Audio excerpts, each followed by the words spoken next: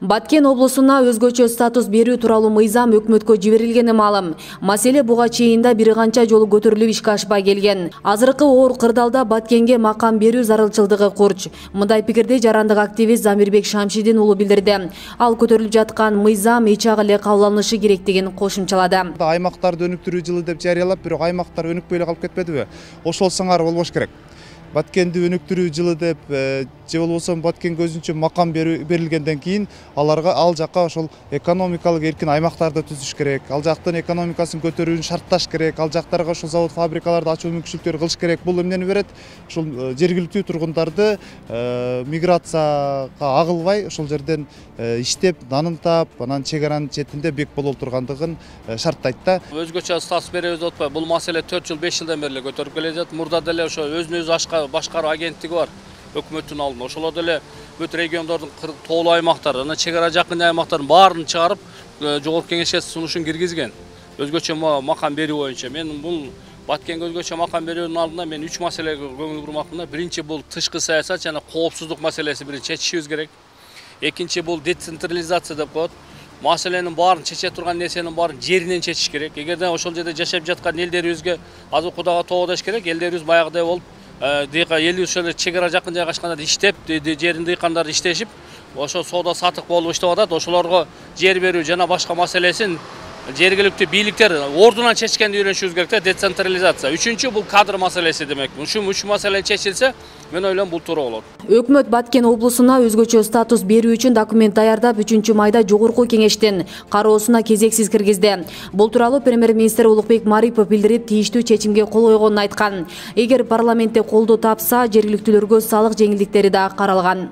Мына урматтуу президентибиз Садыр Нуркожоевич дагы баса белгилеп айтты. Өкмөт тараптан дагы биз болгон күч аракетибизди жумшайбыз.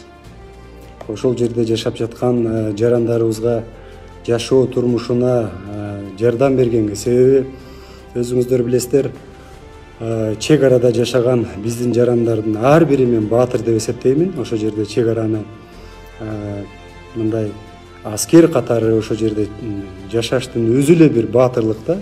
Ошон үчүн биз жарандарыбызга жардам берүү, инфраструктуралар, башка маселелерди аз карап атабыз.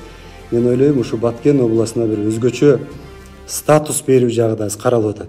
Баткенди социалдык жана экономикалык жактан өнүктүрүү максатындагы долбоордо төмөнкүлөр көрсөтүлгөн.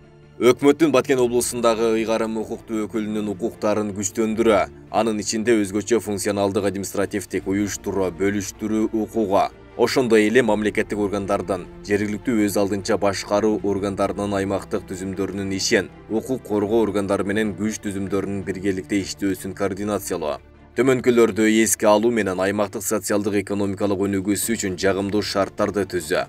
Өнүктүрүү программасын мониторинг кылып, баалоо жана контроль жүргүзүүчү координациялык кеңеш түзүү, жеңилдетилген каржылоо механизми, облусту өнүктүрүүнүн бюджеттик уюштурунун өзгөчө тартиби, өкмөт тарабынан мамлекеттик кепилдиктерди караган өзгөчө салык режимин жана өзгөчө инвестициялык режимди киргизүү, товарларды жана кызмат көрсөтүүлөрдү мамлекеттик сатып алууну ишке ашыруунун өзгөчө режими, Баткен облусунун калкына мамлекеттик жана муниципалдык тейлөө көрсөтүү боюнча өзгөчө жеңилдетилген режим.